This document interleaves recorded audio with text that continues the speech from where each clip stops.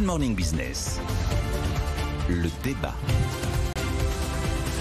Aïe aïe aïe, quand les politiques commencent à se mêler des marchés et des stratégies d'entreprise, ça se complique. Qu'est-ce qui se passe sur les rachats d'actions, Stéphane ? C'est Emmanuel Macron qui en avait parlé en premier. Il voulait imposer une taxe sur les rachats d'actions pour inciter les entreprises à investir davantage dans l'investissement, donc dans l'économie du développement de leur entreprise, et augmenter les salaires plutôt que de racheter leurs propres actions, parce que là, l'objectif, c'était de faire grimper le cours de bourse. Des amendements avaient été déposés lors du dernier projet de loi de finances, et à l'époque, on parlait d'une taxe qui pouvait aller de 0,1 à 10%. C'était assez large, mais vraiment, il fallait inciter les entreprises à ne pas racheter leurs propres actions. Et puis là, ça revient sur la table. Gabriel Attal l'a dit la semaine dernière dans les colonnes du Monde. C'est une piste qui est à nouveau envisagée par le gouvernement. Une piste qui fait sursauter Jean-Marc Daniel. Ah oui, c'est incroyable qu'on en soit encore à ce genre de débat, que nos politiques continuent à mettre en avant les arguments en faveur de ce genre d'impôt. Je rappelle quand même que c'est un impôt dans un gouvernement qui n'arrête pas d'annoncer qu'il n'a pas du tout l'intention d'augmenter les impôts. Mais il dit que c'est un impôt louable, comme le dit Stéphane, pour flécher vers les investissements. En même temps, il ne va pas dire le contraire. Voilà, mais alors bon, un impôt, ça reste quand même un arbitrage implicite entre la dépense publique et la dépense privée. C'est-à-dire qu'il diminue la dépense privée parce qu'il refuse de diminuer la dépense publique. Donc la question qu'on doit se poser, est-ce que la dépense privée est moins bien utilisée et moins efficace que la dépense publique ? C'est un autre débat. Voilà. Là, le débat, c'est est-ce que c'est mal les rachats d'actions ? Voilà. Alors après cette dépense privée, effectivement, au travers des rachats d'actions, on considère qu'effectivement, on a l'impression que cette dépense privée, elle est thésaurisée, elle s'accumule dans les bas de laine de gens qui sont des épargnants, super épargnants, de riches, super riches, etc. Des spéculateurs. Des spéculateurs, etc. Bon, elle sert à quoi cette dépense privée ? Effectivement, on peut considérer que les actionnaires vont pas augmenter leur consommation, ils vont augmenter leur épargne. Donc la première question qu'on doit se poser, c'est est-ce qu'on a trop ou pas assez d'épargne ? Je rappelle quand même que notre taux d'épargne l'année dernière était aux alentours de 17%. Pendant les 30 glorieuses, on avait un taux d'épargne qui allait entre 20 et 25%.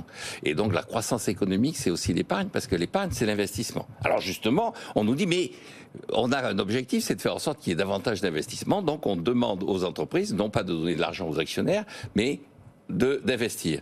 Sauf que donner de l'argent aux actionnaires, c'est faire circuler l'épargne vers d'autres investissements. C'est-à-dire que toutes les entreprises n'ont pas vocation systématiquement à investir, alors que d'autres secteurs sont plus porteurs et plus demandeurs de moyens pour investir. C'est ce que disait Apple à une époque, qui avait énormément de trésorerie, énormément de cash, 3 000 milliards à une époque. Apple disait, mais je ne sais pas quoi faire de mon argent, je préfère le rendre aux actionnaires, parce que moi, je n'ai pas d'acquisition intéressante. Absolument. Derrière ce discours, il y a un double déni. Premièrement, un déni de compétence de l'actionnaire. L'actionnaire est moins pertinent que le manager des grandes entreprises dans le choix des investissements, puisqu'il faut le garder dans l'entreprise pour qu'elle investisse.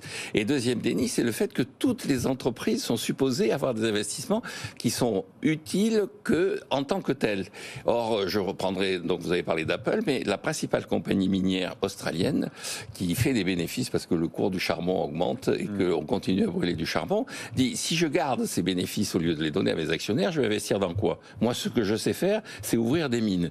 Donc, si je garde les moyens financiers, je vais investir dans un secteur qui est un secteur que tout le monde considère comme étant dangereux et néfaste pour la planète. Donc, il vaut mieux que je le rende aux actionnaires. Moi, je ne suis pas totalement en désaccord avec Jean-Marc. Je vais quand même nuancer 2 ou 3 points. D'abord, j'aimerais rappeler que cette taxe sur les rachats d'actions, elle existe aux États-Unis. Oui, il y a un débat d'ailleurs. C'est le temple du bolchevisme aux États-Unis. Et d'ailleurs, Biden veut l'augmenter. Voilà, elle est de 1%. Biden voudrait la multiplier par 4. Et jusqu'à preuve du contraire, ça n'a pas empêché les entreprises américaines de dégager de gros bénéfices. Ensuite, oui, objection, votre honneur. Oui, objection. Je suis d'accord avec Stéphane. Les États-Unis, c'est pas le temple du bolchevisme, mais il y a une aile gauche au Parti démocrate et une aile gauche qui dit autant de bêtises que l'aile gauche des partis français. Je vais aussi être plus nuancé sur le partage des efforts qui vont être demandés pour réduire le déficit budgétaire. Gabriel Attal a mis pas mal de pistes sur la table. La réforme de l'assurance chômage. On a parlé aussi d'un jour ou 2 jours de carence supplémentaires. Il faut que les efforts soient partagés. C'est-à-dire qu'on peut difficilement demander des efforts à la population si les entreprises ne contribuent pas. Alors j'entends ce que dit Jean-Marc. On a déjà des entreprises qui sont extrêmement taxées en France. On leur demande de faire un geste. Est-ce que c'est le geste le plus intelligent ? Comme Jean-Marc, je ne pense pas.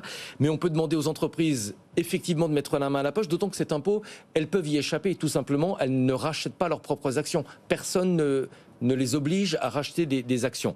En revanche, moi, il y a un point qui m'agace prodigieusement, c'est qu'on retrouve dans ce débat, dans ce projet, tout ce qui fait la stupidité du débat en France. actionnaires, dividendes, marché financier, c'est pratiquement devenu des gros mots et des insultes, comme si, et là je rejoins complètement Jean-Marc, on avait d'un côté des actionnaires en train de fumer un gros cigare dans une piscine et se déplacer en hélicoptère, alors que je rappelle quand même qu'il y a plusieurs millions de salariés en France qui sont actionnaires de leur entreprise. Et d'ailleurs, il y a certaines entreprises qui profitent du rachat d'actions pour le distribuer à leurs salariés. Et on peut être salarié et actionnaire. Et puis si tout le monde trouve que la vie d'actionnaire, c'est une vie de patachon... Acheter des actions plutôt que le livret A. Acheter des actions au lieu de mettre quelques centaines d'euros sur un livret A. Vous pouvez parfaitement acheter des actions. Si vous pensez que la vie d'actionnaire, c'est une vie de rêve, vous pouvez devenir actionnaire. Vous voulez faire un lavage de cerveau avant l'émission? Non, mais c'est le bon sens, c'est l'évidence. Moi, il n'y a pas que la gauche des du Parti démocrate des États-Unis. Je suis régulièrement à la présentation de BFM Bourse. Je suis un petit peu aussi convaincu par l'utilité des marchés financiers. Et acheter des actions, créer des fonds de pension, associez-vous à ce destin, effectivement, de fumeurs de cigares au bord de la piscine, si vous pensez que c'est ça l'enjeu. Bon, après, je ne vais pas jusqu'au bout du raisonnement de Jean-Marc, qui classe Margaret Thatcher pas tout à fait au centre de l'échiquier politique. Elle n'est pas bolchevique, mais elle n'est pas allée assez loin.